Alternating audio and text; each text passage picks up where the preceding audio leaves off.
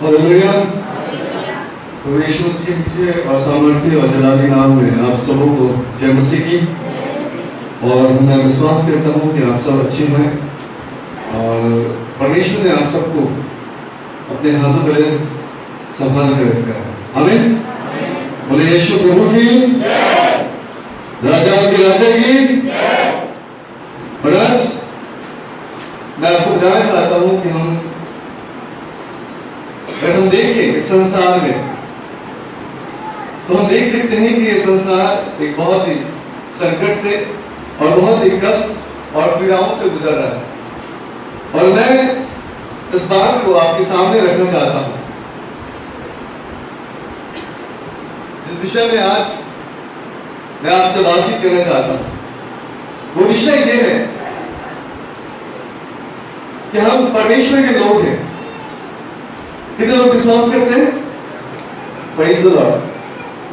फिर भी जब हमारे जीवन में पीड़ाएं आती है, जब हम कष्टों से गुजरते हैं, जब हम परसिक्यूशन से गुजरते हैं, जब हम टेस्टिंग से गुजरते हैं, जब हम समस्याओं से गुजरते हैं, तो हमेशा हम ये कहते हैं कि ये हमारे साथ ही क्यों होता है।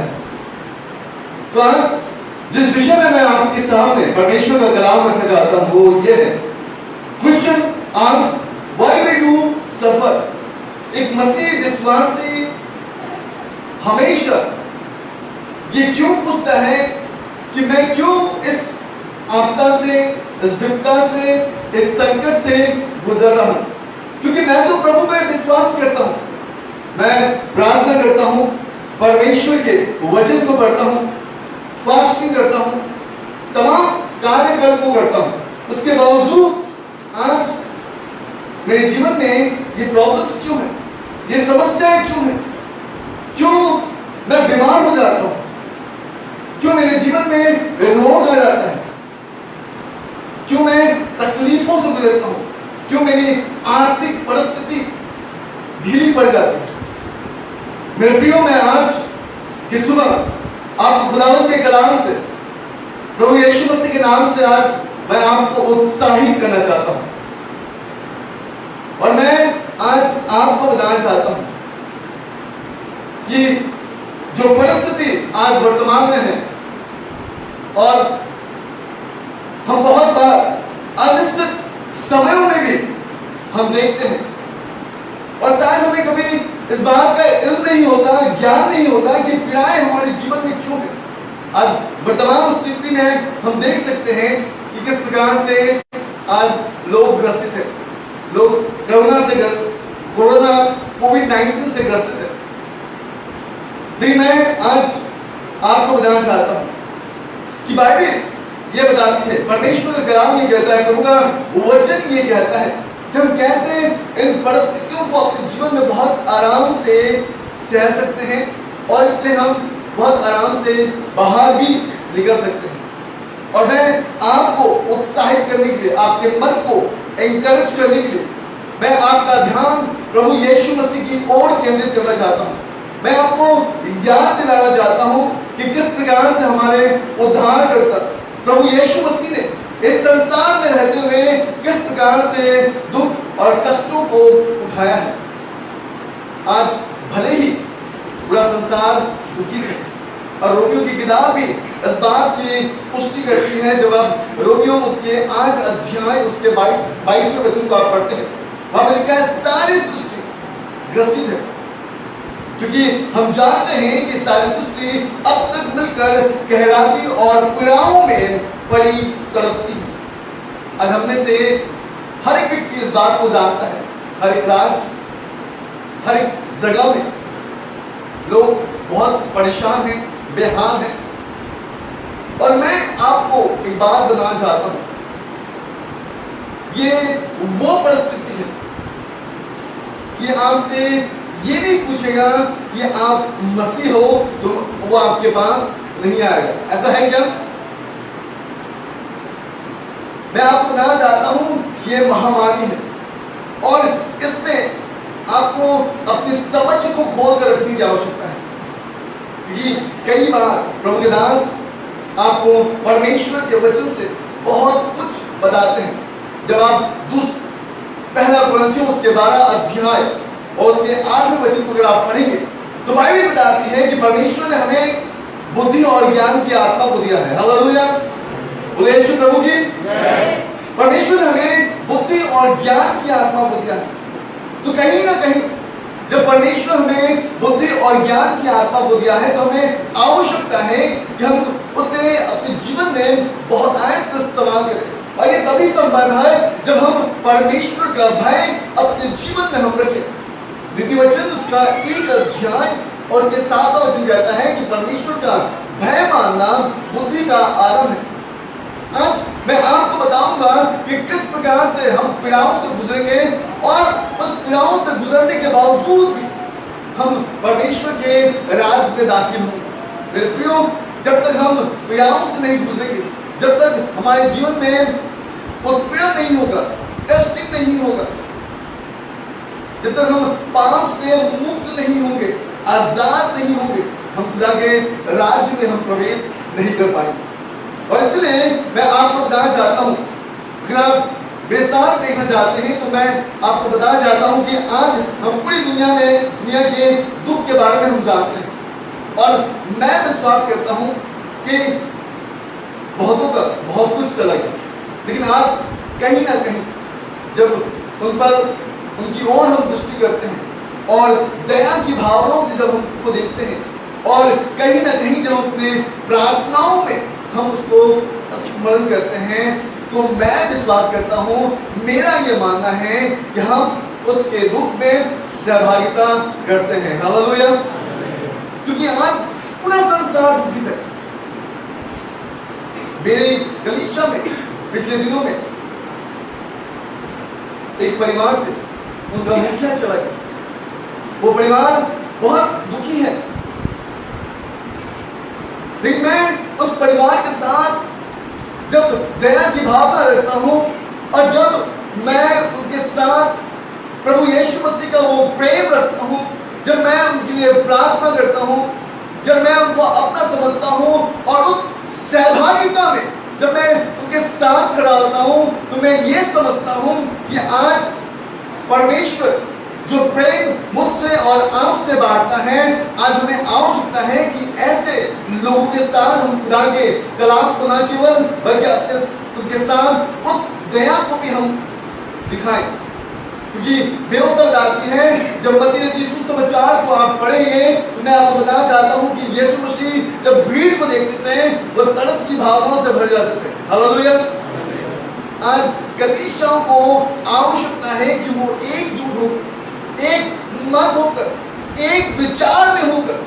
आज जो लोग ग्रसित हैं, जो पीड़ाओं में हैं, जो हमेशा इस बात को पूछते हैं why we suffer because we believe in Jesus Christ, क्यों हम उत्पीड़नों से गुजरते हैं, क्यों हम कष्टों से गुजरते हैं जबकि हम यीशु मसीह पर हम विश्वास करते हैं।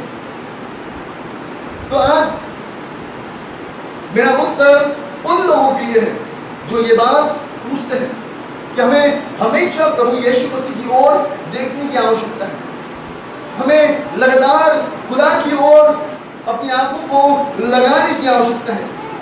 तो मैं विश्वास करता हूं कि आपकी पीड़ाएं अवश्य कहीं ना कहीं कम होगी, क्योंकि आज ये बातें कोई बहुत आनंद में नहीं पूछता है क्या? नहीं, लेकिन ये बातें कब पूछते हैं लोग? जब वो हताश होते हैं, जब वो निराश हो जाते हैं और वो ये बात को पूछते हैं, यदि परमेश्वर अच्छा है तो मुझे कष्टों से क्यों गुजरना पड़ता है? अगर परमेश्वर सर्वशक्तिमान है तो मुझे छुटकारा क्यों नहीं देगा?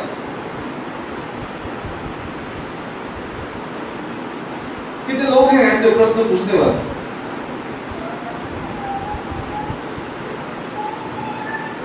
मैं आज आपको बताना चाहता हूं कि अगर आज भी हम ऐसे प्रश्नों को हम अपने आप में पूछते हैं या हम आसमान की ओर अपनी आंखों को उठाकर हम खुदाबाद से ये कहते हैं कि प्रभु ये कष्ट हमारे जीवन में क्यों? तो मैं आज आपको बताना चाहता हूं कि आज आपके पास समझ की आत्मा की कमी है और आपको कहीं ना कहीं उस समझ की आत्मा की प्राप्ति के लिए आपको खुदावंद के करीब आने की आवश्यकता है। क्योंकि मैं इस बात को विश्वास करता हूं कि कोई भी प्रभु का दास अपनी कलीसिया को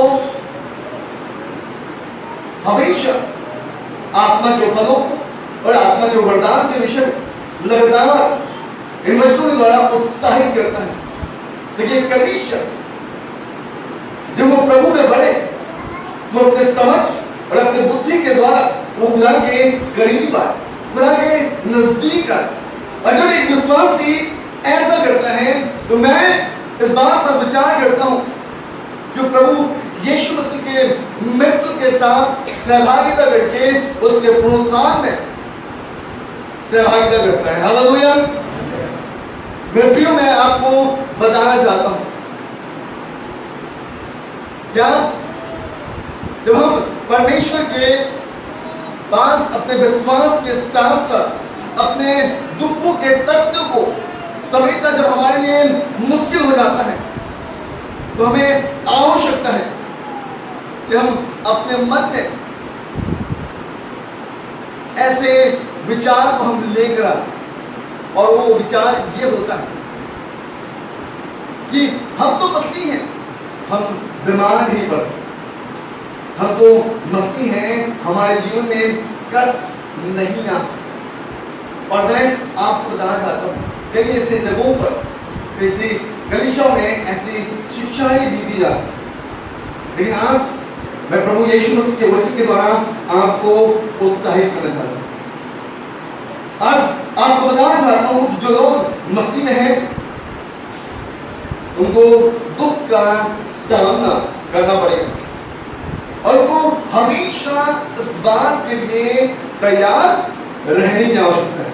क्योंकि बाइबल बताती है जब तुम नाना प्रकार की परीक्षाओं में पढ़ो तो इसको पूरे आनंद की बात समझो।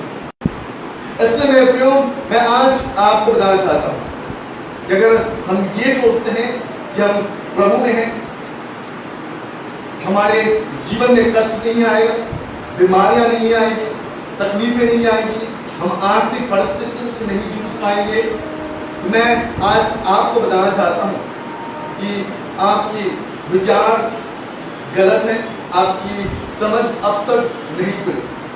हमें आवश्यकता है कि हम खुदा के कलाम को हम पढ़ें। जहाँ पे हमें समझ नहीं आता, हमें आवश्यकता है कि हम अपने उस पवित्र बाइबल को प्रभु के दास के पास लेके आए, उनसे पूछें, फोन करें, उनसे पूछें कि ये वचन हमें समझ में नहीं आ रहा, इन वचनों को समझने में हम असफल हैं। आज समस्याएं कहां पे आ रही है? समस्या आ रही है कि आज हम प्रभु के दास के साथ हम एक साथ मिलकर हम खुदा में नहीं बढ़ पा रहे। चलिए कुछ कलाम मैं आज आपके सामने रखना चाहता हूं, आप मेरे साथ निकाल सकते हैं प्रकाशित वाक्य उसके 21 अध्याय को मेरे साथ खोलिएगा और उसके 3 वचन से हम लोग पढ़ना स्टार्ट करें। और बाइबल बताती है, फिर मैंने सिंहासन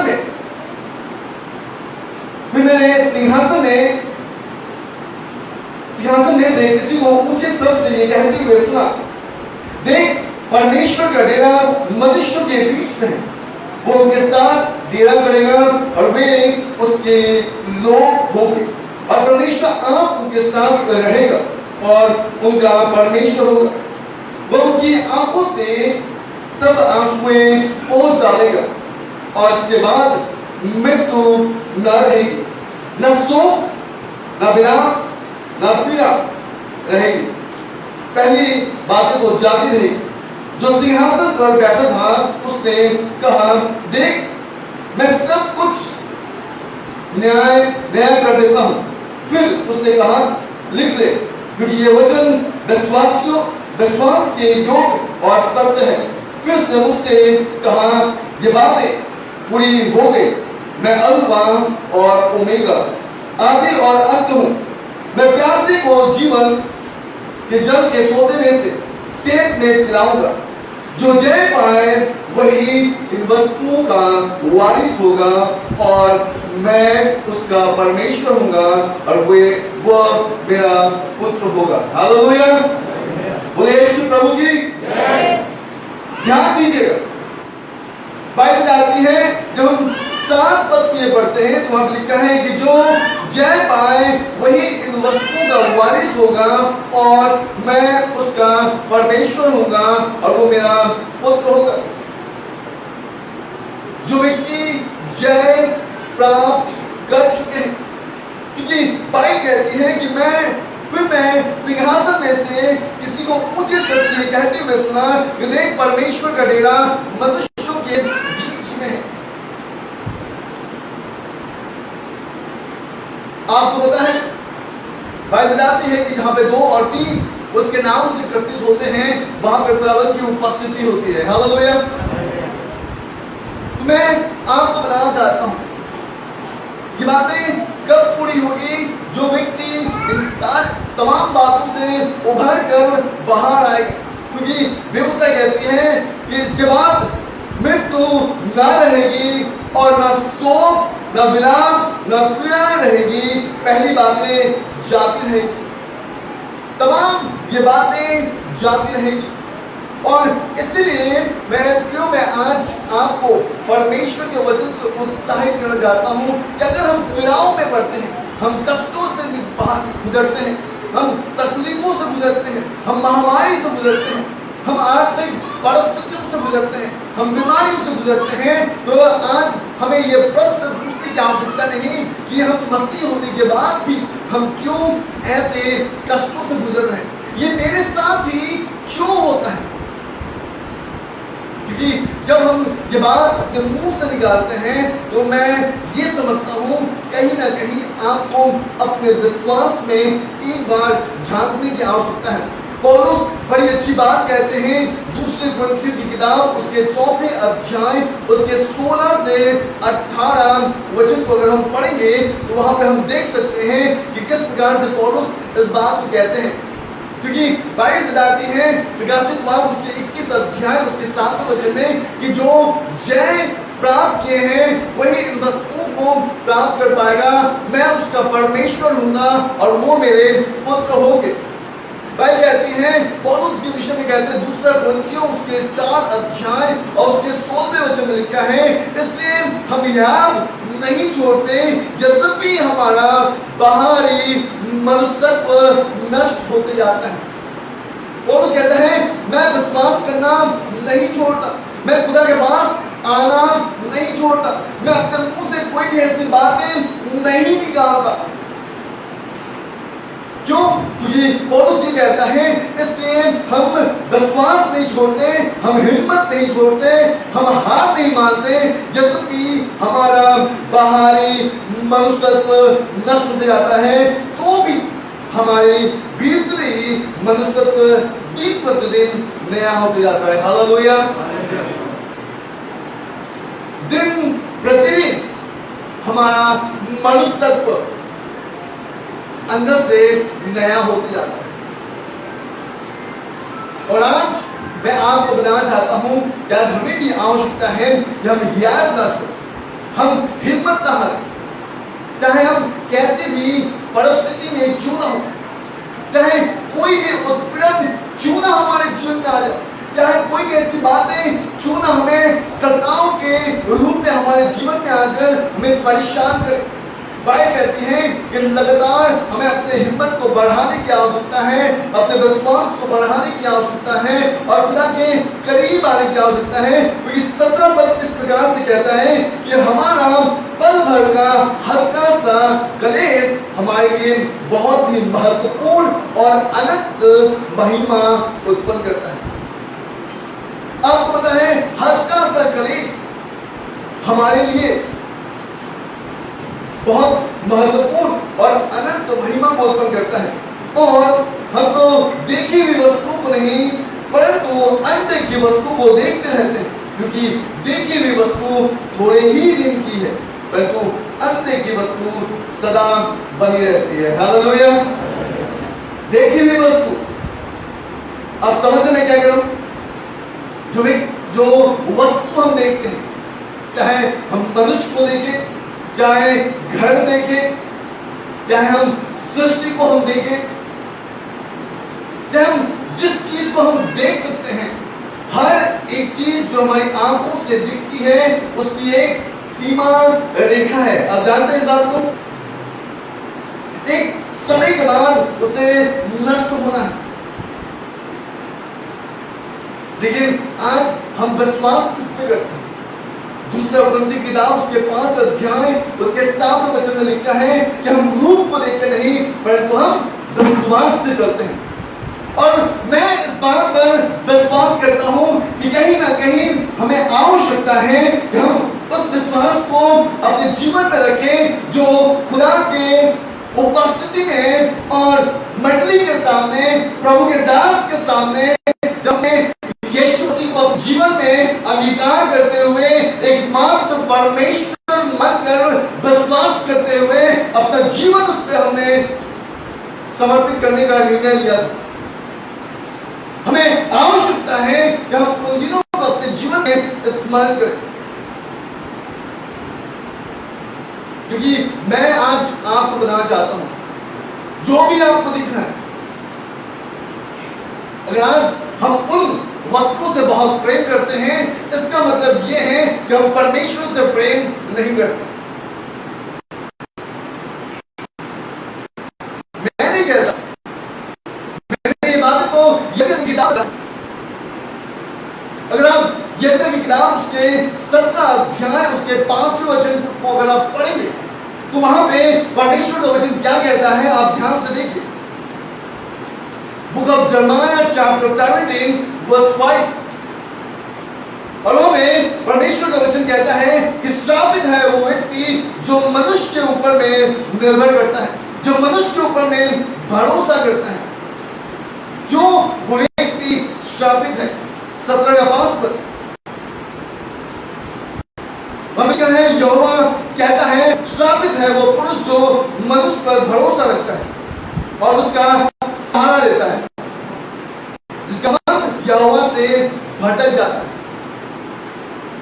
जिसका मन परमेश्वर से भटक जाता है, वही व्यक्ति मनुष्य के पास दौड़ता है, वही व्यक्ति मनुष्य सहारा मांगता है। आज मैं आपको 5 बातें बताऊंगा। कितनी बातें? Hallelujah, hallelujah. जा रहे हैं? यस। बोले यीशु प्रभु की जय। मैं आज आपको 5 बातें बताऊंगा, और ये 5 विषय के बारे में जो 5 बातें मैं आपको बताने वाला हूं, ये 5 बातें हर एक विश्वासी के जीवन में होने वाला है, और हर एक विश्वासी उन उत्पीड़न से, उस कष्टों से, उस करेक्शन से गुजरने वाला है। और मेरे पास समय कम है, मैं बहुत जल्द समाप्त करूंगा, और इसलिए मैं चाहता हूं कि आज आपके कान खुले होने चाहिए। अपने पड़ोसी से कहिए कि आपके कान खुले होने चाहिए। जल्दी बोलिए, बिल्कुल। अब ध्यान दीजिएगा कि आज हम वर्तमान समय जब हम कष्टों से गुजरते हैं, पीड़ाओं से गुजरते हैं, हम हमेशा पूछते हैं कि ये हमारे साथ क्यों होता है। और मैंने आपको पूरा विवरण बताया कि जब ये बातें होती हैं तो हम इन बातों से हम कैसे बाहर निकलें, क्योंकि हमें लगातार प्रभु की ओर निहारने की आवश्यकता है, परमेश्वर की ओर देखने की आवश्यकता है। चलिए, सबसे पहली बात मैं आज आपको बताना चाहता हूं। अब बताएं, ये संसार जो है,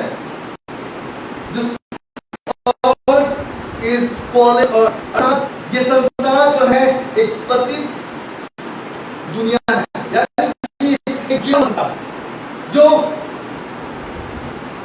खुदा के करीब, क्योंकि व्यवस्था बताती है कि परमेश्वर ने जगत से प्रेम किया, लेकिन जगत ने परमेश्वर से प्रेम नहीं किया।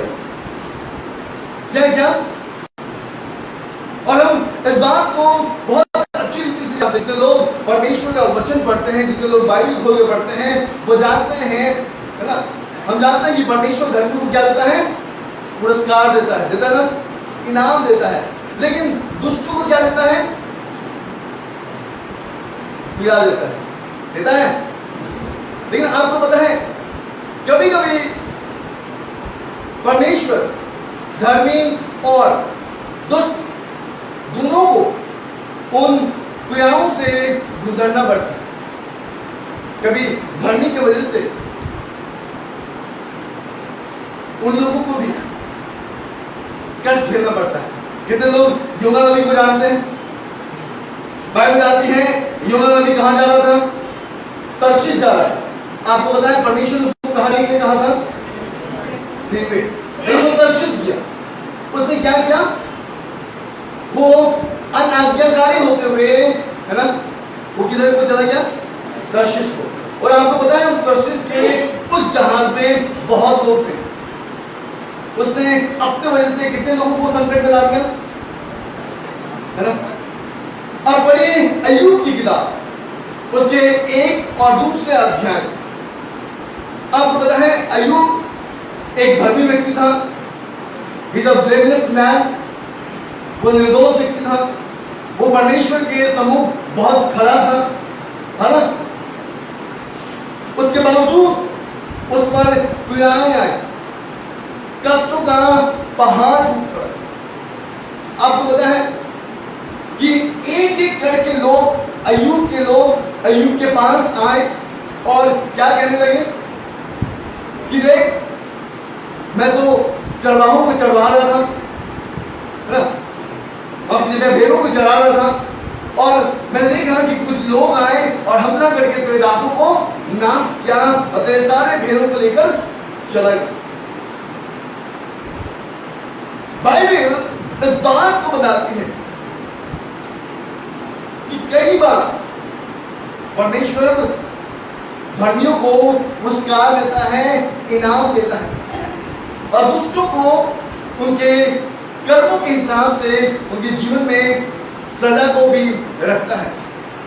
लेकिन कभी कभी परमेश्वर क्या करता है? परमेश्वर दुष्ट और धर्मी दोनों के जीवन में विपत्ति को लेकर आता और क्यों लेके आता? इसका रीजन क्या है? प्रभु, जब हम धर्मी ठहरे थे, जब हमारे ऊपर में विपत्ति आई, तो इससे अच्छा होता है कि हम वैसे ही रहते। कितने लोग सोच रहे हैं? सोच रहे क्या? मैं आपका ध्यान प्रभु के वचन में लाना चाहता हूं।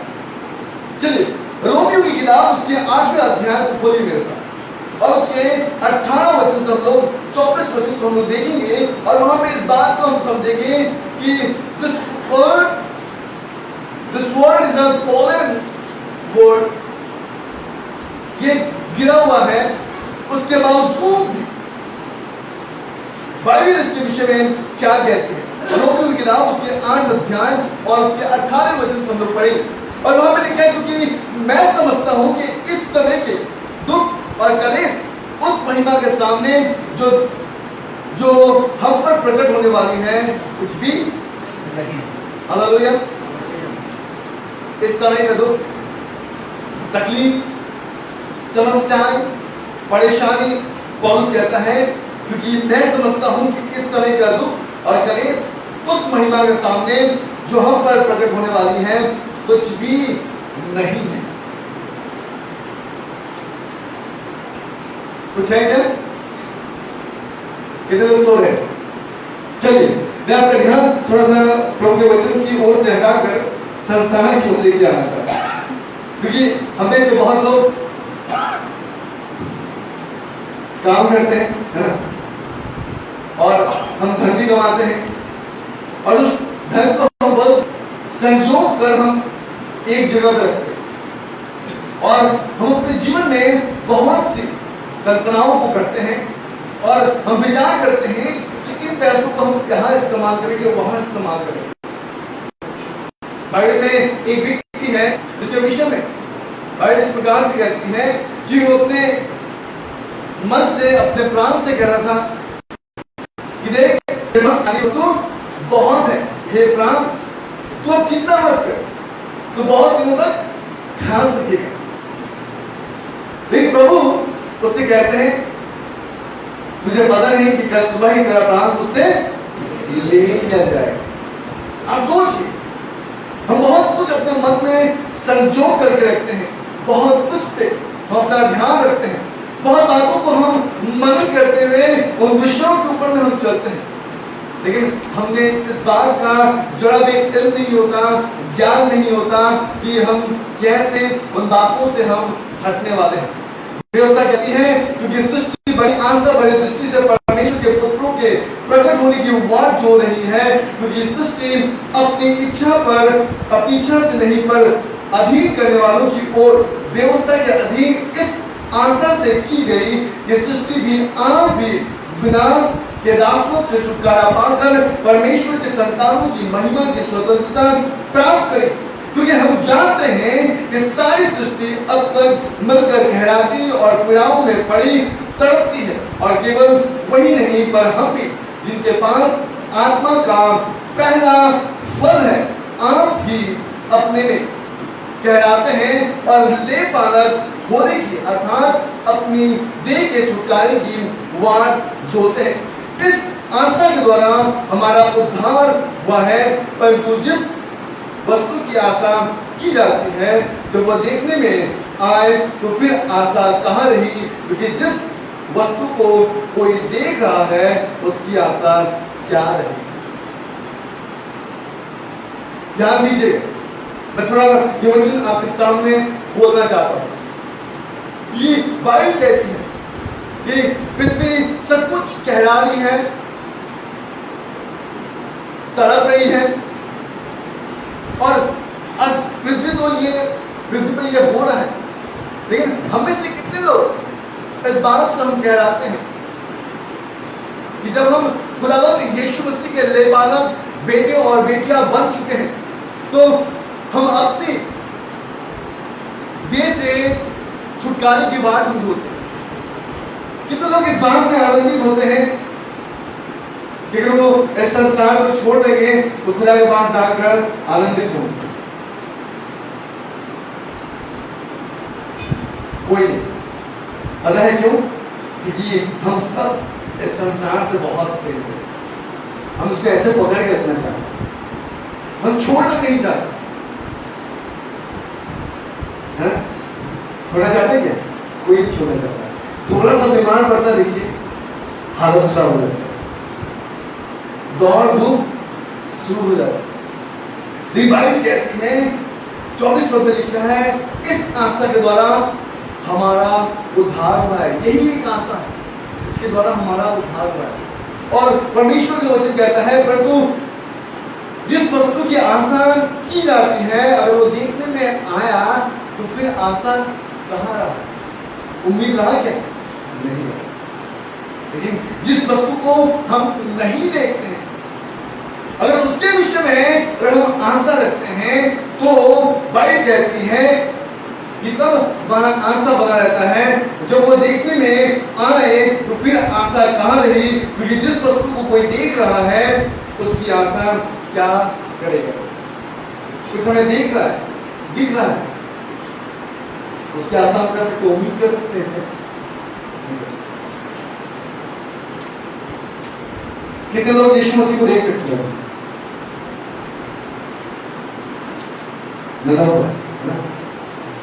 फिर भी हम इस बात पर विश्वास करते हैं कि प्रभु यीशु मसीह हमारे बीच में है। हालेलुया। विश्वास करते हैं? क्यों विश्वास करते हैं? क्योंकि इब्रानी की किताब ये कहती है, इब्रानी उसके 11 अध्याय और उसके पहले वचन को अगर आप पढ़ेंगे वहां पे साफ साफ परमेश्वर के वचन में लिखा है कि विश्वास आशा की हुई वस्तु का और अनिश्चय, अब विश्वास आशा की वस्तु का निश्चय और अंत की वस्तु का प्रमाण। तो जिस प्रकार हम खुदावंद यीशु मसीह के ऊपर में हम विश्वास करते हैं, उसके ऊपर हम निर्भर होते हैं, तो हमें इस बात पर भी विश्वास करने की आवश्यकता है कि ये संसार में रहने के द्वारा बुराई होगी, हालेलुया, कष्ट आएंगे, लेकिन ये आपके समझ के ऊपर नहीं, क्योंकि अच्छी बात कहते हैं। जब आप भजन उसके 1 अध्याय को अगर आप पढ़ेंगे, वहां पर लिखा है, धन्य है वो पुरुष जो दुष्टों की युक्ति में नहीं रहता और ना टट्टा करने वालों की मंडली में बैठता है, बल्कि वो व्यवस्था के द्वारा रात दिन आनंदित रहता है। वो पुरुष इस प्रकार से होता है जिस प्रकार से एक नाली के बगल में लगाया हुआ पौधा है ना, जो कभी भी मुरझाता नहीं है और अपनी ऋतुओं में फल देता है। मेरे प्रियो, मैं आज आपको प्रभु के वचन से उत्साहित करना चाहता हूं और मैं आज आपको बताना चाहता हूं कि कष्ट आए, लेकिन हमें अपने विश्वास में घुलने की आवश्यकता नहीं। मैं समझता हूं कि जिस प्रकार से अय्यूब के जीवन में जो समस्या आई, शायद इस संसार में किसी के जीवन में ऐसी समस्याएं आती हों, और फिर भी अय्यूब ने एक बार भी ये नहीं पूछा कि क्यों मेरे साथ। अय्यूब ने ये नहीं कहा परमेश्वर ने मेरा सब कुछ दे दिया, लेकिन उसने क्या कहा पता है? अय्यूब उसका 1 अध्याय, मैं पढ़ा था अय्यूब की किताब और वहां पर लिखा है अय्यूब उसका 1 अध्याय और उसके 21 वचन में लिखा है। वहां पर अय्यूब ये कहता है, 20 वचन अगर पढ़ेंगे तो आपको समझ में आएगा। वहां पे तब अय्यूब उठा जब उसे इस बात का समाचार मिला कि उसके बेटे और उसके बच्चे मारे गए हैं, तब अय्यूब उठा और बांगा फाड़ा, सिर मुड़वाकर भूमि पर गिरा और डरमट करके कहा, मैं अपनी मां के पेट से नंगा निकला और वहीं लौट जाऊंगा। यहोवा ने दिया और यहोवा ही ने लिया, यहोवा का नाम धन्य हो। इन सब बातों में भी अय्यूब ने ना तो पाप किया और ना परमेश्वर पर मूर्खता से दोष लगाया। आज थोड़ी सी कुछ प्रॉब्लम होते हैं, पता है,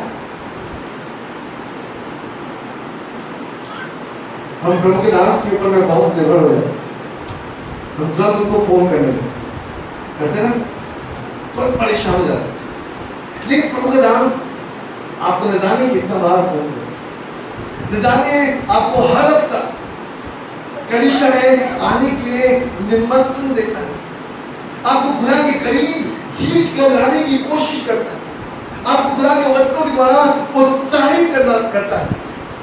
ये पता है,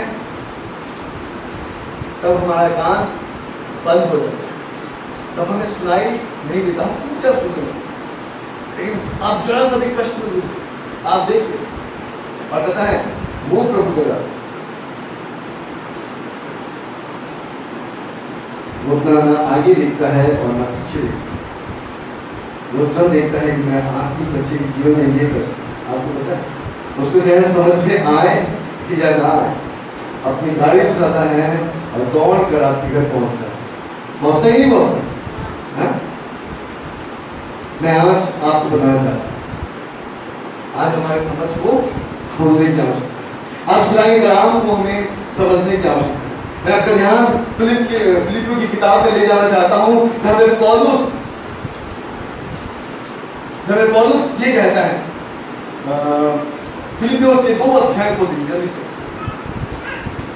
और उसके 25 वचन हम लोग पढ़ेंगे, जहाँ पे तीमुथियुस और इपफ्रुदीतुस के विषय में बातें करता है।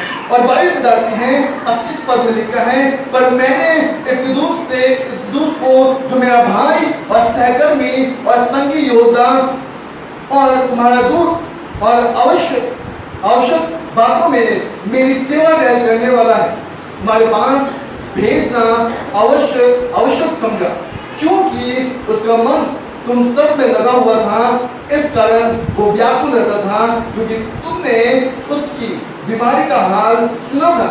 निश्चय ही वो बीमार तो हो गया था, यहाँ तक कि मरने पर था, परंतु परमेश्वर ने उस पर दया की, और केवल उसी पर नहीं पर मुझ पर भी, कि मुझे शोक पर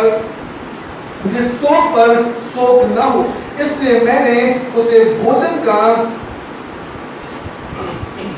इसलिए मैंने उसे भेजने का और भी यत्न किया कि तुम उससे फिर भेंट करके आनंदित हो जाओ, मेरा भी शोक घट जाए।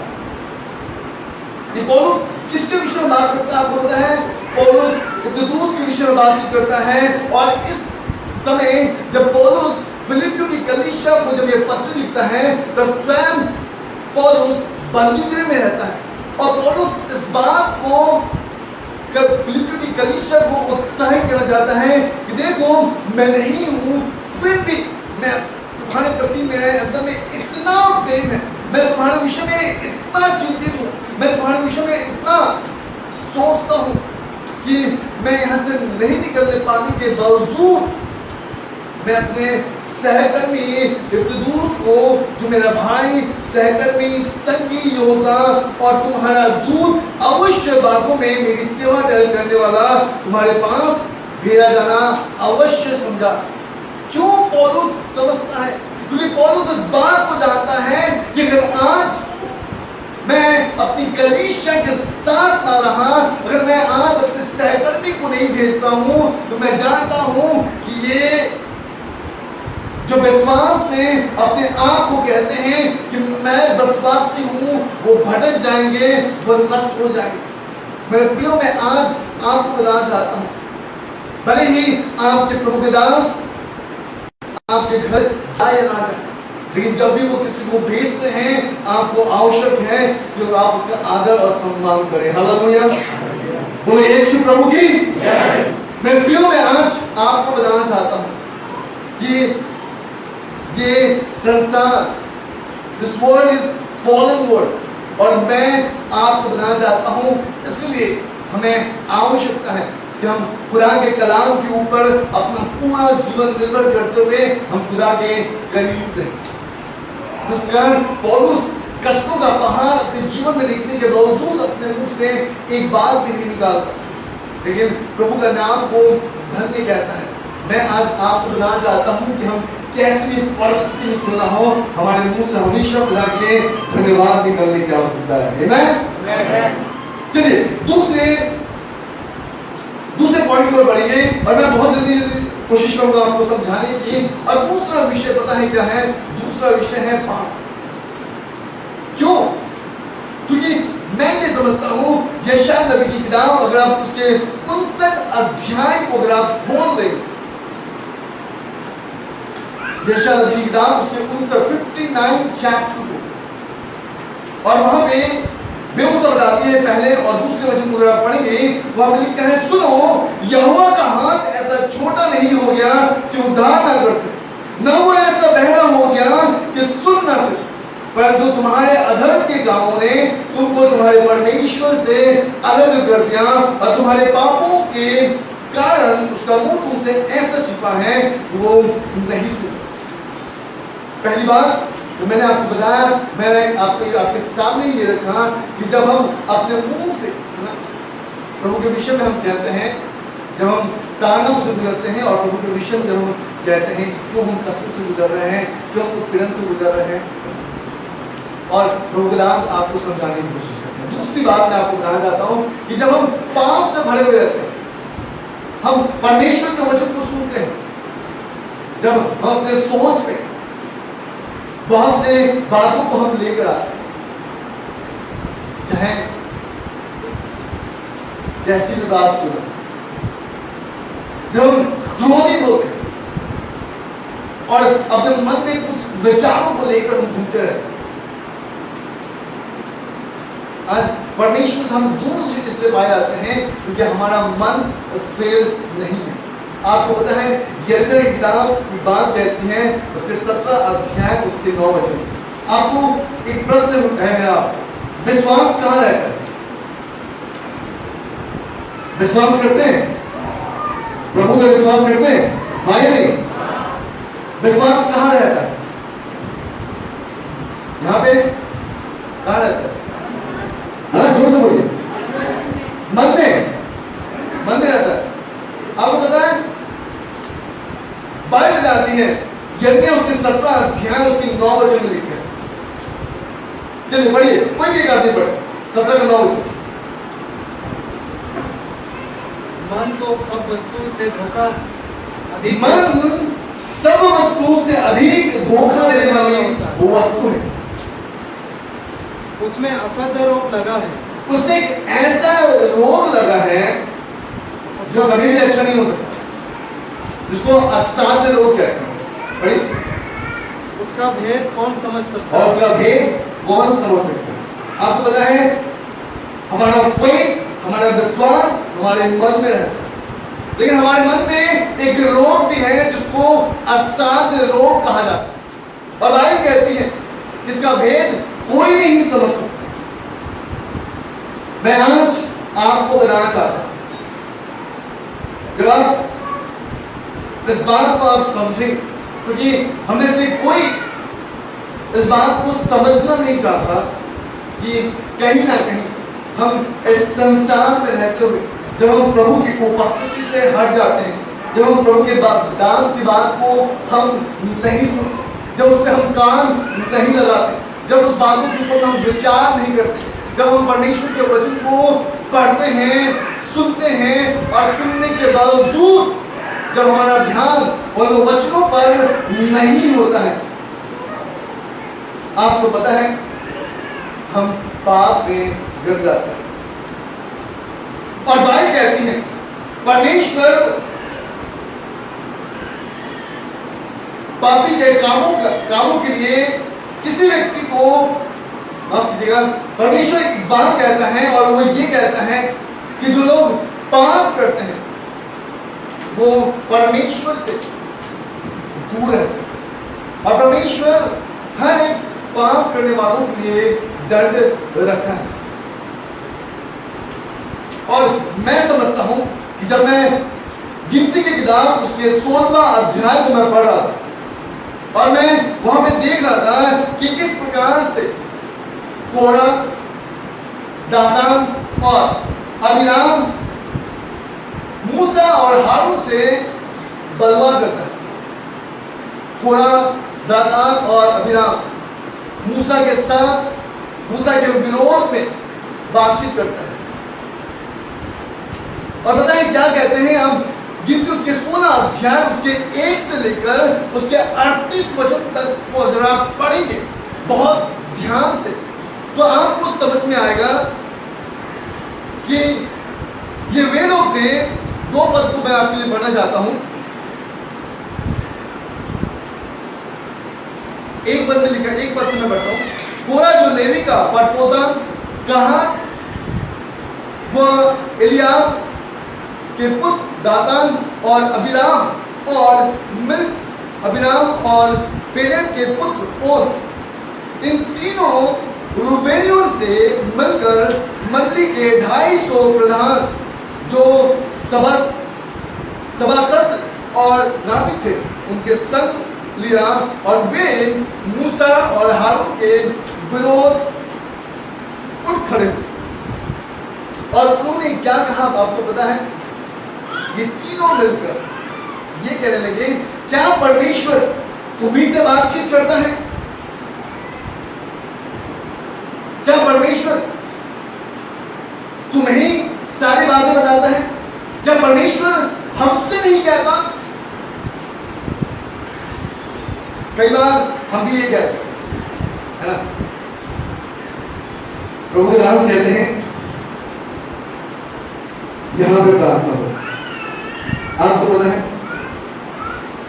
हम प्रार्थना सभा में आते हैं, अपने घर पे बैठे रहते हैं और जब प्रभु के दास हमसे मिलते हैं तो कहते हैं हम लोग यहीं पे प्रार्थना करते हैं। आप कीजिए, और फेसबुक को, यूट्यूब को, घर में बैठ के जहां करना है। लेकिन मैं आज आपको बताना चाहता हूं कि क्या आप प्रभु की उपस्थिति में हैं?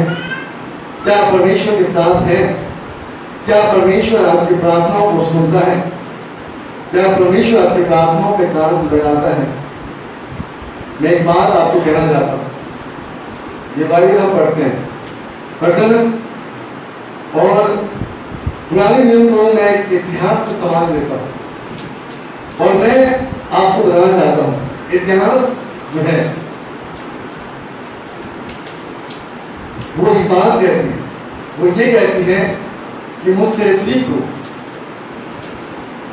कहती है इतिहास क्या कहती है कि मुझसे सीखो कि जो गलतियां इतिहास में हो गई हैं वो गलतियां मुझसे पढ़ने वालों के जीवन में ना होने। मेरे प्रियो, मैं आज आपको बताना चाहता हूं, जो गलतियां कोड़ा ने किया, अभिराम ने किया, दातान ने किया, आज उन गलतियों हमें दोहराने की आवश्यकता है। व्यवस्था कहती है, इस अध्याय को जब मैं पढ़ रहा था वहां पे बहुत साफ बातों में लिखा है कि मूसा ने कहा कि ठीक है, कल की सुबह हम खुदा के सम्मुख खड़े होंगे। हारून परमेश्वर की वेदी के सामने धूपदान लेकर खड़ा होगा, तुम लोग भी अपने धूपदान के लेकर खुदा के सामने खड़ा होगा, और फिर हम देखेंगे खुदा की ओर होगा। आपको पता है, बाइबल बताती है, परमेश्वर का वचन कहता है कि जब प्रभु प्रकट हुआ, परमेश्वर ने क्रोध किया। 20 पद में लिखा है, तब यहोवा ने मूसा और हारून से कहा, उस मंडली के बीच में से अलग हो जाओ कि मैं उन्हें पल भर में भस्म कर डालूं। आपको पता है, तभी जैसे ही परमेश्वर ने मूसा को यह बात कहा, मूसा उसी वक्त सर के बल गिरा। और पता है एक बात कहा उसने, 22 पद में लिखा है, तब वे मुंह के बल गिर कर कहने लगे, हे ईश्वर, हे सब प्राणियों के आत्माओं के परमेश्वर, क्या एक पुरुष के पाप के कारण बोझ सारी मंडली पर होगा? यहोवा ने मूसा से कहा, मंडली के लोगों से कह कि घोड़ा दातान अभिराम के तम्बू के आसपास से हट जाओ। आपको मैं बताना चाहता हूँ, अगर आज परमेश्वर के दास की बातों को हम सुनते हैं, प्रभु के दास अगर अपने परमेश्वर के वचन से हमें प्रोत्साहित करते हैं, हमें आवश्यकता है कि हम उनके वचनों को सुने और उन वचनों के ऊपर में हम निर्भर हो। क्योंकि व्यवस्था ये कहती है कि परमेश्वर जो पाप करते हैं उनको दंड अवश्य दे। और आपको पता है यही कारण था कि न केवल पूरा अभिराम और दातान वो नष्ट हुए, लेकिन 35 पद में लिखा है, तब यहोवा के पास से आग निकली और उन 250 धूप चढ़ाने वालों को भस्म कर दिया। सब लोग, जितने लोग उसने सहभागिता किए, सब के सब नष्ट हो गए। मेरे प्रियो, में आज आपको बताना चाहता हूँ, हमें आवश्यकता है कि उस सामर्थ्य यहोवा की ओर हम अपना ध्यान केंद्रित करें और परमेश्वर की ओर होते हुए अपने आप को हम परमेश्वर के सम्मुख रखें और परमेश्वर के अनुग्रह, उसके आशीष के अधीन रहें।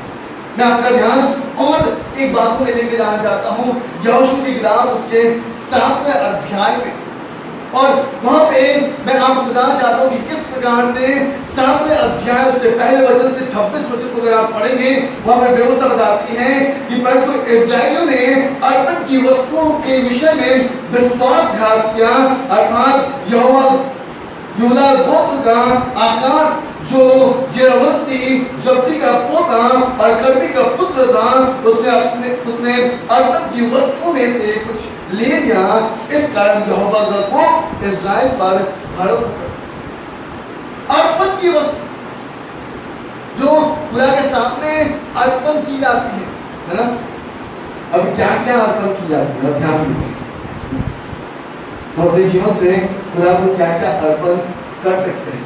जब उन चीजों पर जब हम हाथ साफ करते हैं, जब उन चीजों के ऊपर में जब हम ध्यान केंद्रित नहीं करते हैं, जब उन चीजों से हम परमेश्वर को क्रोध दिलाते हैं।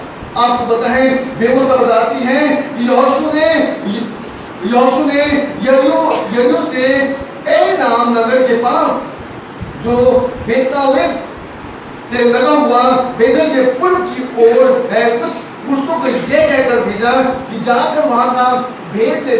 और जब वो भेद लेकर आए और भेद लाने के बाद उन्होंने कहा कि वहां पे बहुत थोड़े लोग हैं, हमें सबको जानने की आवश्यकता नहीं, लेकिन 2-3 हजार लोगों को भेज दें, वो उस स्थान को जीत लेंगे। आपको पता है जब उसने उन भेदियों की बातों को सुनकर उन सबको भेजा।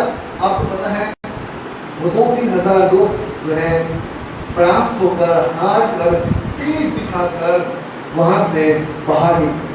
यहोशू बहुत परेशान हुए। यहोशू परमेश्वर के पास आया और प्रभु से कहने लगा, प्रभु हमसे ऐसी कौन सी गलतियां होगी कि आज हमारे संगी जो है ऐसे पीठ दिखा के आ गए हैं। आपको पता है उस वक्त यहोशू के पास परमेश्वर का वो संदूक भी था, यानी कि परमेश्वर की उपस्थिति भी थी। फिर भी वो हार चुके। कारण क्या? क्योंकि उन्होंने अर्पण की वस्तुओं के ऊपर में अपनी आंखें गड़ा दी।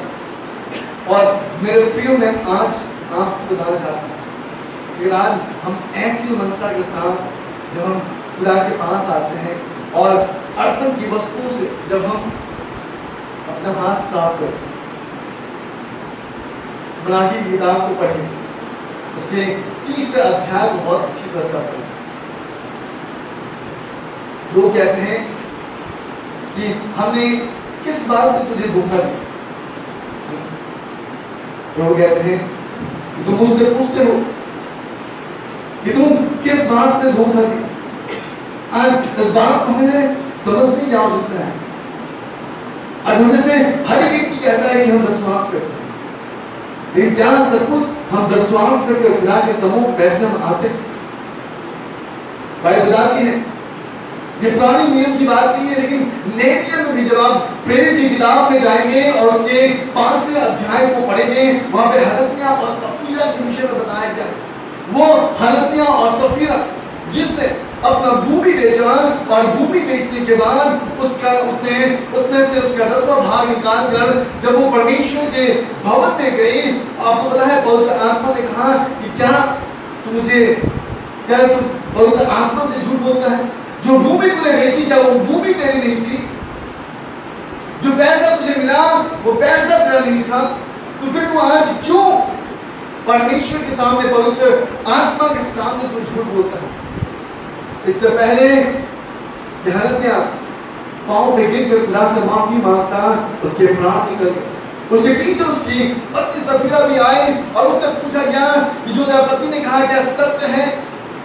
उसने कहा हाँ बिल्कुल सत्य है। आपको पता है पतरस कहता है अभी कुछ लोग तेरे पति को मिट्टी देने के लिए गए हैं, लौट कर तुझे लेके जाए। आपको पता है इससे पहले वो घुटने पे गिरते, भाई बताती है उसने प्राण छोड़।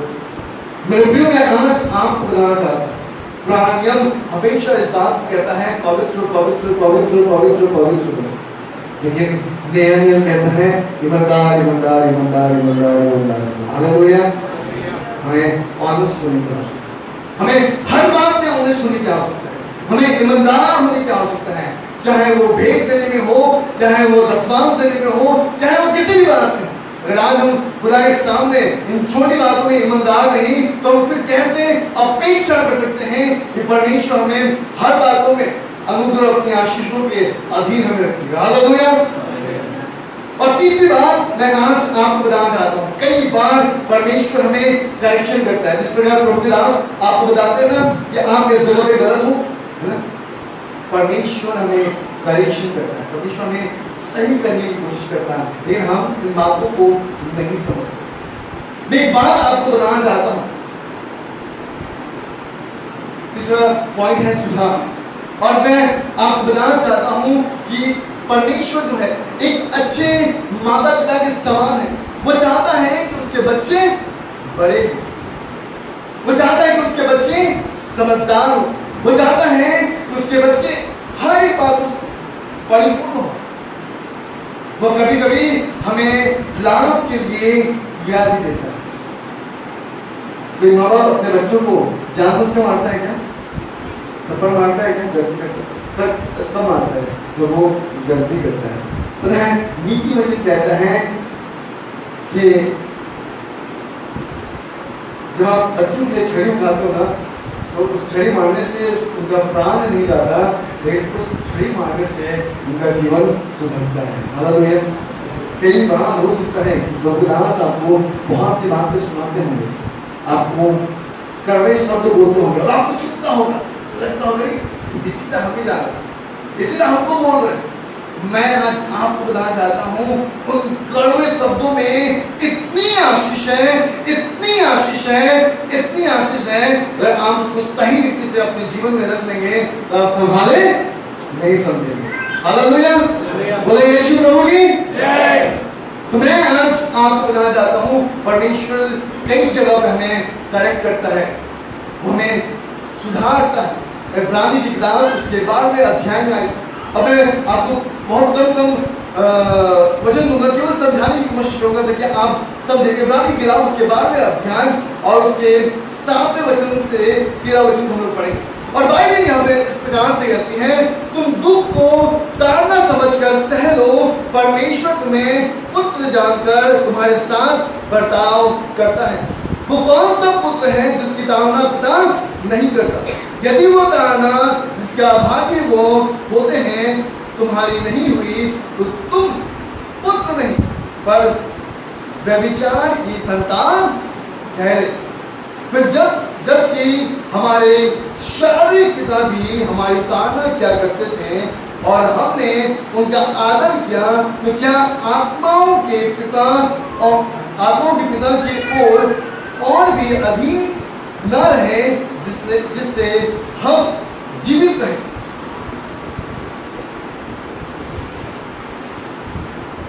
वे तो अपनी अपनी समझ के अनुसार थोड़े दिनों के लिए ताड़ना करते थे, पर वो तो हमारे लाभ के लिए करते थे कि हम भी उसकी पवित्रता के भागी हो जाए। वर्तमान में हर प्रकार की ताड़ना आनंद की नहीं पर शोक की बात दिखाई पड़ती है, तो भी जो उसको सहते सहते पक्के हो गए, बाद में उन्हें चैन के साथ धर्म का प्रतिफल मिलता है। हालेलुया, ध्यान दीजिएगा। तुम दुख को ताड़ना समझकर सह लो, परमेश्वर तुम्हें पुत्र जानकर तुम्हारे साथ बर्ताव करता है। बहुत बार हम पीड़ाओं से गुजरते हैं और हम बहुत परेशान होते हैं, बहुत बातें करते हैं। देखिए, मैं इस बात को समझता हूँ, खुदा हमें परेशान करने के लिए परमेश्वर हमें उन उत्पीड़न से अर्थात उन समस्याओं से हमें इसलिए उजारता है, वो हमें इसलिए सुधारता है ताकि आने वाले समय के लिए हम अच्छे जीवन बिता सके, आने वाले समय के लिए हमारा जीवन बहुत अच्छा हो। हालेलुया। और इसलिए मैं आज आपको बताना चाहता हूँ कि अगर आपको सुधारा जाता है, आपको वचन दिया जाता है, एक गीत हम लोग आते हैं ना, बने रहो। जो डाली सदा फल लाती है उसको छांटता है, प्यार खुदा उससे करता है जिसको वो डांटता है। मैं आज आपको बताना चाहता हूँ, जिस पेड़ में बहुत फल दिखाई देते ना, उसी पेड़ में पत्थर मारा जाता है। जिस पेड़ में फल नहीं निकलते ना, उस पर कोई पत्थर नहीं होता। ध्यान दीजिए, अगर आपको बोला जाता है यानी कि आप समझिए कि आप कहीं पर गलत हैं। समझ में आ रहा है? आप गलत हैं, इसलिए आपको सुधारा जा रहा है, क्योंकि कहीं ऐसा ना हो कि वो पत्थर जानकर इसका विश्वास के फल पे लगे और विश्वास का फल टूट जाए, अब वो पेड़ का विश्वास खत्म। हमें आवश्यकता है हम इन बातों को समझें, क्योंकि उत्पीड़न तो बहुत प्रकार का है। पहली उत्पीड़न इस संसार की ओर से आए, दूसरे उत्पीड़न जब हम पाप में फंसे होंगे, तीसरी उत्पीड़न जब हम अपनी समझ से चलेंगे। लेकिन खुदा हमें सुधारे, खुदा हमें समझाए। हम बहुत सी कल्पनाएं अपने मन में करते हैं, नहीं पता है भाई क्या कहते हैं। यहोवा कहते हैं, यहोवा की वाणी है कि जो कल्पना मैं तुम्हारे विषय में करता हूँ वो हानि की नहीं परंतु लाभ की है, और अंत में मैं तुम्हारी आशाओं को पूरा करूँ। याद रखिए, परमेश्वर ने हमारे लिए एक कल्पना गढ़ी है, परमेश्वर हमारे लिए विचार करता है। मैं आपको बताना चाहता हूं कि अगर प्रभुदास आपको समझाते हैं, आपको बताते हैं, तो इस बात को आपको समझने की आवश्यकता है कि अवश्य वो आपको कहीं ना कहीं परमेश्वर के वचन के द्वारा, कहीं ना कहीं परमेश्वर ने उनको ये बातें दिखाई हैं, समझाई हैं अपने कलाम के द्वारा, अपने दर्शन के द्वारा। तभी एक प्रभुदास अपने लोगों को इस बात की पुष्टि करता है और उनको सुधारने की कोशिश करता है।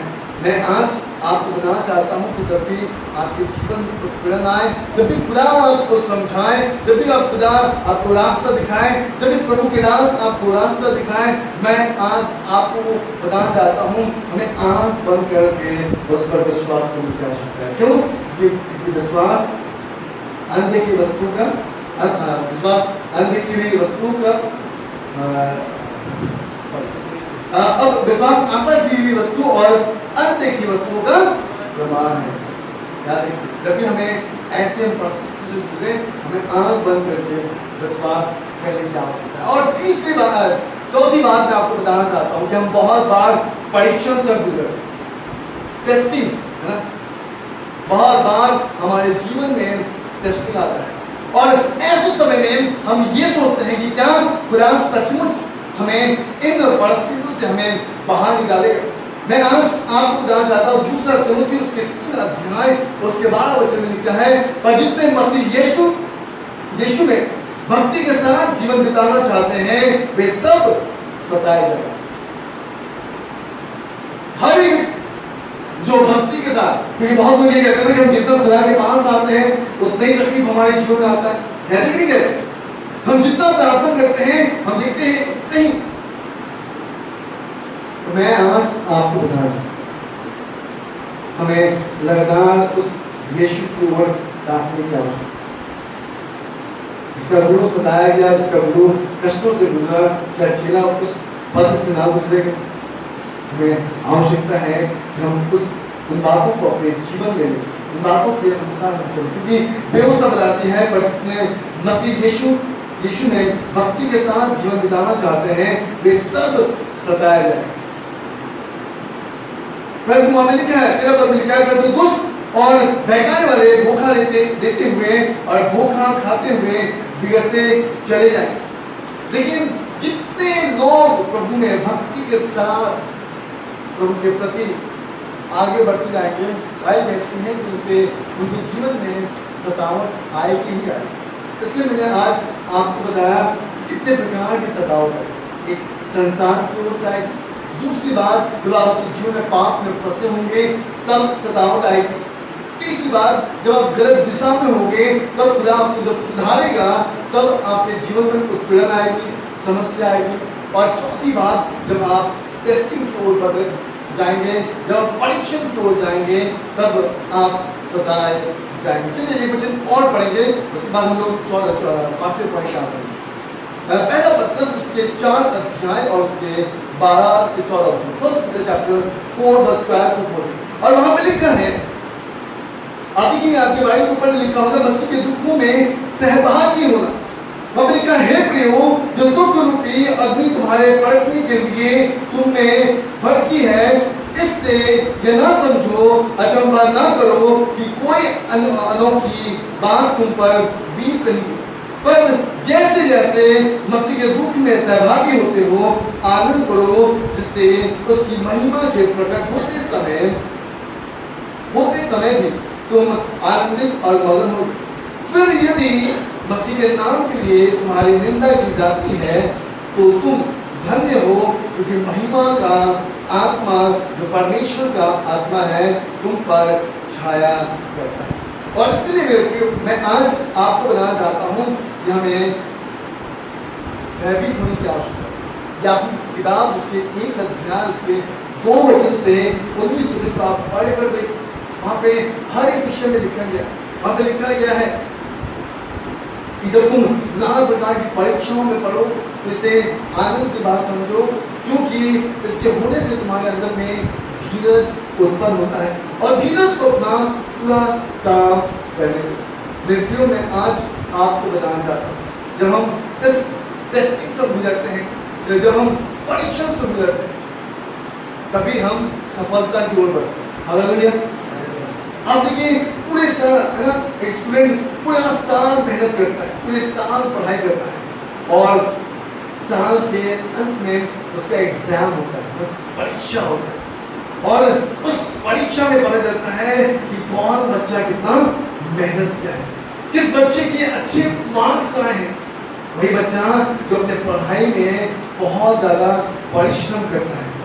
याद रखिए, खुदा में हम जितने परिश्रम करेंगे उतना ही हमें उसका प्रतिफल मिलता जाएगा। आपको पता है सोने की चमक कब आती है? जब उसे आग में डाला जाता है। याद रखिए, जब हम परीक्षा में पढ़ेंगे तभी हमारा निखार होगा, तभी हम हमारे अंदर से वो रोशनी प्रकट होती है। व्यवस्था बताती है, पहला पत्रस उसके 5 अध्याय और उसके 10वें वचन में लिखा है, अब परमेश्वर जो सारे अनुग्रह दाता, जिसने तुम्हें मसीह में अपनी अनंत महिमा के लिए बुलाया, तुम्हारे थोड़े देर तक दुख उठाने के बाद आप ही तुम्हें सिद्ध और स्थिर और बलवन्त करेगा। व्यवस्था कहती है, जो परमेश्वर जो सारे अनुग्रह का दाता है, जिसने मुझे और आपको मसीह के अनंत महिमा में बुलाया है, वचन कहता है कि हमारे थोड़े देर के दुख उठाने के बाद वो हमें क्या करेगा? सिद्ध और स्थिर और बलवान हमें सिद्ध करेगा, वो हमें स्थिर करेगा, वो हमें बलवान करेगा। आपको पता है नबी की किताब उसके 5 अध्याय और उसके 48 वचन में लिखा है कि सिद्ध बनो क्योंकि तुम्हारा परमेश्वर हालेलुया। जब हम परीक्षा से हम गुजरेंगे तो खुदा स्वयं ही जो हमें अपनी महिमा के लिए बुलाया है, वो कहता है कि वो हमें सिद्ध स्थिर और हमें बलवन्त करेगा। 5वीं और 8वें विषय के बारे में आपको बताना चाहता हूँ और वो है उत्पीड़न, वो है परसिक्यूशन। याद रखिए, हम प्रभु में हैं तो हम अवश्य परसिक्यूशन से हम गुजरेंगे, हम सताओं से गुजरेंगे ही गुजरेंगे। और इसलिए क्योंकि बाइबल बताती है, यूहन्ना की किताब उसके 15 अध्याय और उसके 18 वचन को अगर हम पढ़ेंगे तो वहां पे प्रभु के वचन में बहुत साफ रीति से लिखा है। यूहन्ना उसके 15 अध्याय उसके 18 वचन में, यदि संसार तुमसे बैर रखता है तो तुम जानते हो कि उसने तुमसे पहले मुझसे बैर रखा है। यदि तुम संसार के होते तो संसार अपनों से प्रेम रखता, परंतु इस कारण कि तुम संसार के नहीं वरन मैंने तुम्हें संसार में से चुन लिया है, इसलिए संसार तुमसे प्यार करता। मेरे भाई कहती है, परमेश्वर वचन कहता है, यदि संसार तुमसे प्यार रखता है तो तुम जानते हो कि उससे पहले कि उसने तुमसे प्यार रखा, उसने मुझसे प्यार रखा है। और इसलिए मैं आज आपको बताना चाहता हूं, आप पढ़िएगा इस 18 से 26 पद, वहां पे इस विषय में इतनी बातें प्रभु ने बताई। लेकिन मैं आज आपको बताना चाहता हूं कि आज हम प्रभु में हैं तो अवश्य हम उत्पीड़न से गुजरेंगे, अवश्य लोग हमारे विषय में बहुत सी बात कहेंगे, अवश्य हमारे गांव के लोग, हमारे परिवार के लोग हमारे विरोध में बातें कहेंगे, हमारे घर के लोग। मत्ती की किताब उसके 10 अध्याय में लिखा है, यीशु मसीह कहते हैं तुम्हारे घर के लोग तुम्हारे बैरी हूं, है ना।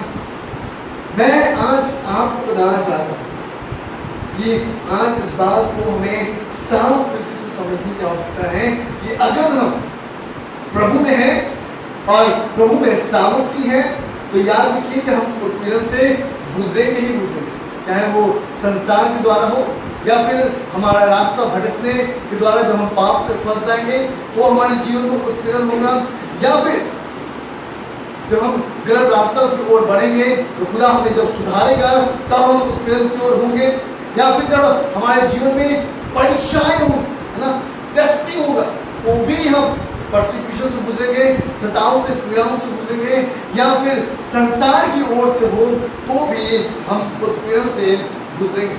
इसलिए बाइबल कहती है, यूहन्ना की किताब उसके 16 अध्याय उसके पहले, दूसरे और तीसरे वचन में, ये बातें मैंने तुमसे इसलिए कही कि तुम ठोकर ना खाओ।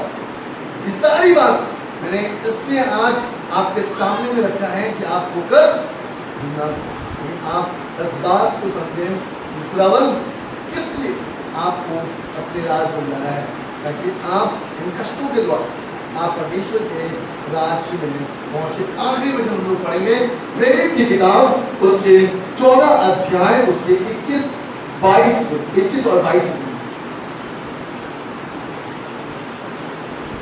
14 अध्याय उसके 21 और 22 प्रेरित।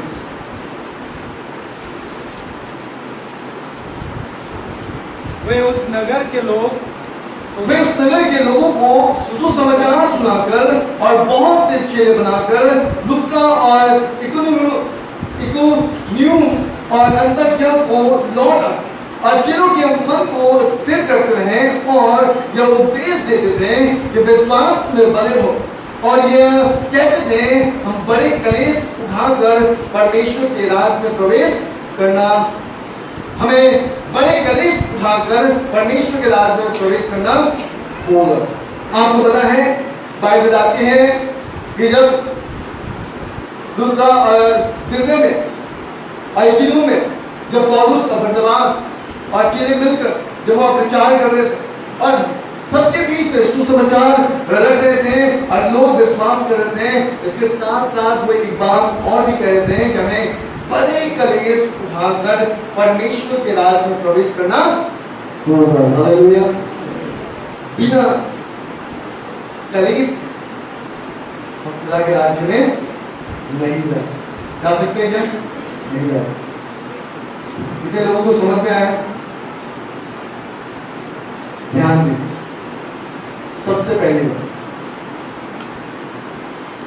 अगर आदम और हवा ने एक बात सुन लिया परमेश्वर है ना, तो आज हम ऐसे कष्टों के जीवन को नहीं बिताते क्या? अगर कलीसिया परमेश्वर के दासों की बात सुनने लग जाए और परमेश्वर के वचन को अपने जीवन में पालन करने लग जाए, तो मैं विश्वास करता हूँ कि उनके जीवन में उत्पीड़न तो आएगा ही, लेकिन वो उस पौधे के समान होंगे जो नाली के बगल में लगाया गया है, जो अपने ऋतुओं में फलेंगे और फलदायक से फलेंगे। उनके जीवन में किसी भी प्रकार का कष्ट न हो। आइए इसमें हम खड़े हो जाए, अपने आप को हम बंद करें और हम प्रार्थना में जल्दी से खड़े हो जाए। जल्दी से इसमें प्रोग्राम है और प्रार्थना हो जाए। धन्यवाद। Thank you Lord Jesus. पवित्र परमेश्वर प्रभु, इस समय आपके सुंदर वचन के लिए आपका धन्यवाद करते प्रभु। आपने अपने दासों को परमेश्वर इस समय आपका गहरे वचन से आपने इस्तेमाल किया प्रभु। अमृत भरी बातों के लिए आपका हम धन्यवाद करते हैं प्रभु कि आपने अपने दास के अंदर में डाला प्रभु। इस समय प्रेम परमेश्वर हम इस कठिन समय से गुजर रहे प्रभु, हम आपके वचन को थामे रहे प्रभु। पिता परमेश्वर, हम प्रार्थना करते वो वचन जो हमें स्वर्ग तक पहुँचाएगा, वो वचन प्रेमी परमेश्वर जो हमें स्वर्ग तक ले जाएगा परमेश्वर।